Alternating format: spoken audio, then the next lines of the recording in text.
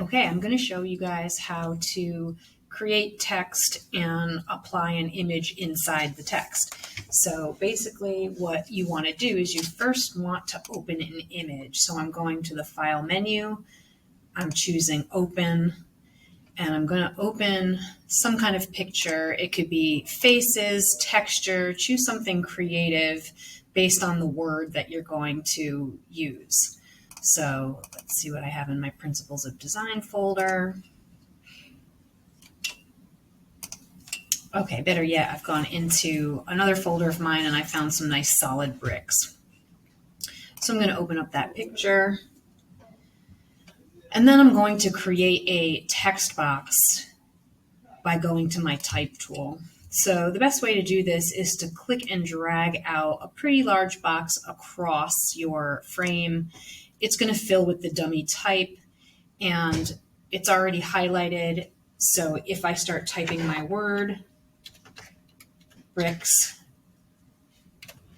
then it'll be typed out right over the dummy type because it was highlighted. So I'm going to re-highlight this, and I definitely need to make this a lot bigger.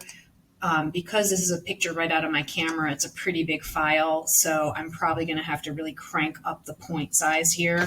I'm going to try 400 and click enter, and that's still not quite big enough, so maybe, maybe I'll go to 1,000 on this.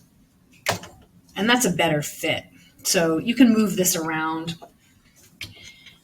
We will be moving the layers around a little bit more than this. And now what I'm going to do is I'm going to uncheck the locked layer here, because then I can start switching things around.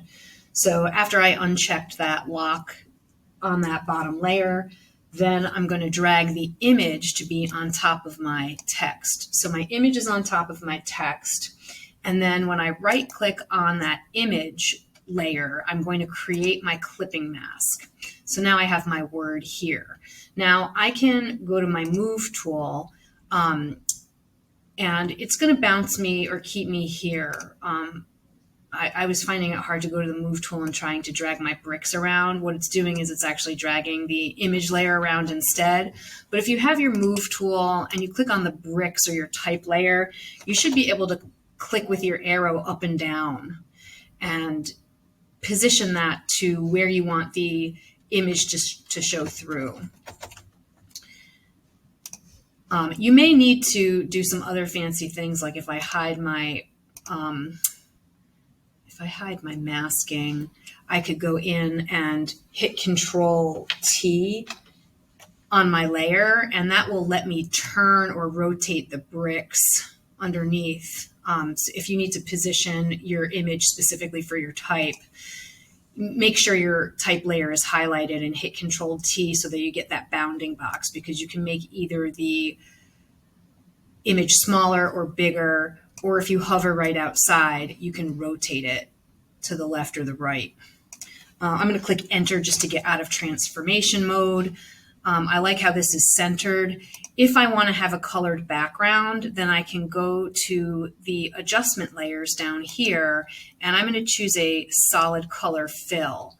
So you can pick whatever value of whatever hue you happen to be clicked on. Maybe for color contrast, the opposite of reddish is like a greenish color. So I'm doing some color contrast here, and I'll go with a bright green, and I'll click OK. And then if I drag this color fill underneath my type, then I've got a nice background that is a solid background. Now, you could fill this with a gradient too, but basically my color fill is underneath, my type layer is in the middle, my image layer is on top, and I've chosen to do the clipping mask.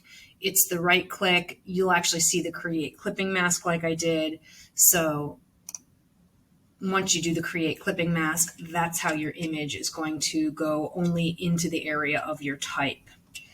Okay, that's a simple way to do it. There are many ways to try this. Some of the tutorials that I gave you guys tell you a number of different tools to use to do a similar result. So if you want to get more complex, you can definitely watch those other tutorials, but this is a pretty straightforward way. I'm just going to make sure that I go to the File menu and I Save As, because I want this to be a brand new file instead of that original brick image. I might call this actually the word that it is, BRICKS, and